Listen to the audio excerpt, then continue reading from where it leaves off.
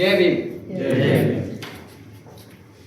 सर्वप्रथम बाबा साहब डॉक्टर भीमराव अंबेडकर जी के चरणों में मेरा कोटि कोटि नमन। हमारे संतों के संत शिरोमणि गुरु रविदास जी महाराज जी के चरणों में मेरा कोटि कोटि नमन। बहुजन समाज में जन्मे मान्यवर काशीराम जी के चरणों में मेरा कोटि कोटि नमन। काशीराम में शेर है जिन्होंने हमारे बहुजन समाज को इकट्ठा करने के लिए अपना तन मन धन सब कुछ न्यौछावर कर दिया, सिर्फ हमारे बहुजन समाज को एकत्रित करने के लिए। उन्होंने बाबा साहब को पढ़ा और बाबा साहब के विचारों को आप लोगों के सामने रखा और उन्होंने देखा कि हमारा समाज आज भी आजादी के बाद भी गुलाम है, वो सिर्फ मानसिक गुलाम। जब भी कोई त्योहार आता है सब बड़े धूमधाम से मनाते हैं, अच्छी बात है, लेकिन जब हमारे त्योहार की बारी आती है तो लोग पीछे हटते हैं।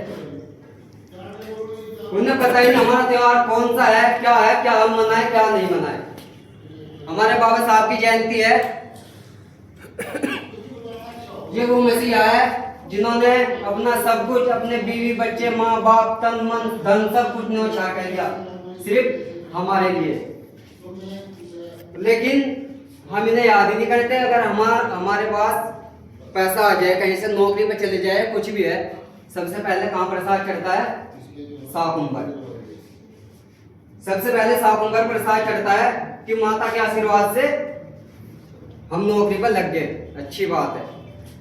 लेकिन उस समय इस महान शख्स जिन्होंने हमें बोलने का, लिखने का, पढ़ने का, पानी पीने, खाने, ओढ़ने, पहनने का अधिकार दिया, आज हमारा समाज उसे भुला हुआ है। मैं देख रहा हूं हमारे गांव में और ऐसे बहुत से गांव हैं, आज भी हमारा समाज बिल्कुल पीछे है।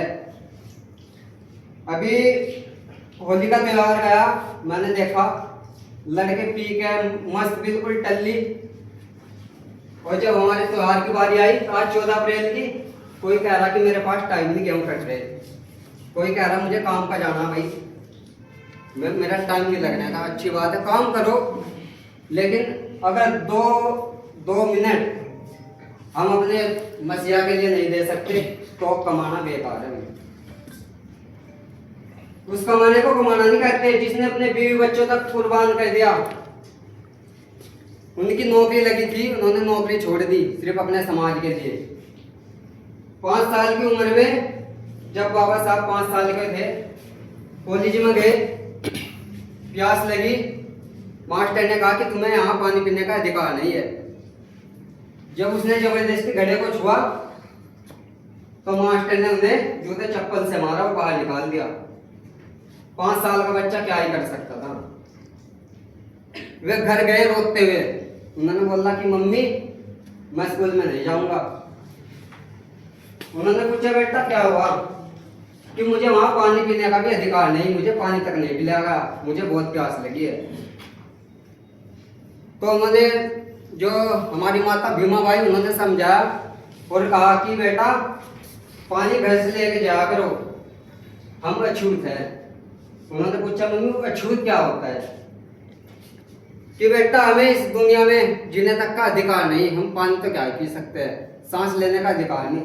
अगर कोई मंदिरों में पूजा कर रहा है ना, अगर हम उन्हें देख लेते हैं तो हमारी आंखें भी निकाल दी जाती है। और आज हमारा समाज प्रसाद चढ़ाने जा रहा।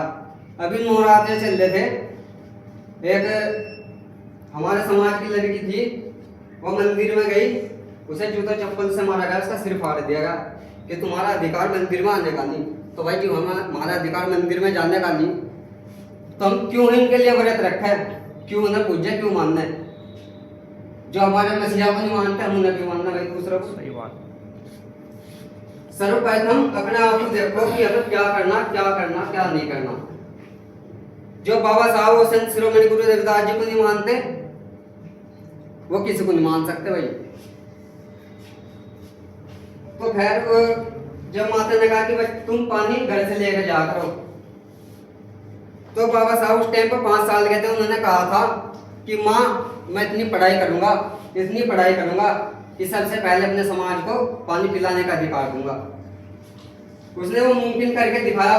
सिर्फ 5 साल का था उस टाइम, और आज हम 10 साल, 20 साल, 15 साल, 25 साल, 35 साल के हो गए। लेकिन भाई हमारे अंदर, हमारे समाज के लिए, हमारे बाबा साहब के लिए हमारे दिल में कोई प्रेम नहीं है। सिर्फ क्या देखते हैं? पैसा। अरे पैसा भी तो इनकी वजह से आया है। अगर ये ना होते तो आज अच्छे अच्छे बूट पहन के, अच्छे अच्छे कपड़े पहन के हम यहाँ नहीं होते भाई।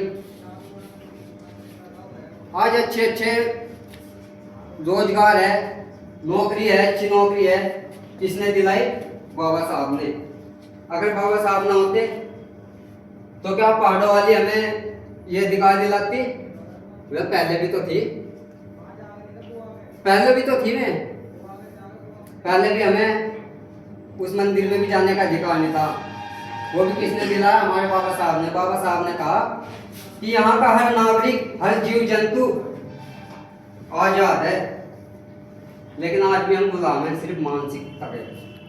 जिसने अपनी मानसिकता सुधार ली तो मेरा भाई वो कभी पीछे नहीं हट सकता। कितनी भी तकड़ी हस्ती हो, हमें गिरा नहीं सकता। जब हमारे एक बाबा साहब थे और आज हर घर में बाबा साहब है, सिर्फ पहचानने वाले की देर है। तो भाई ज्यादा शब्द ना कहते हुए मैं अपनी बात को विराम करता हूँ। जय भीम, जय संविधान, जय भारत।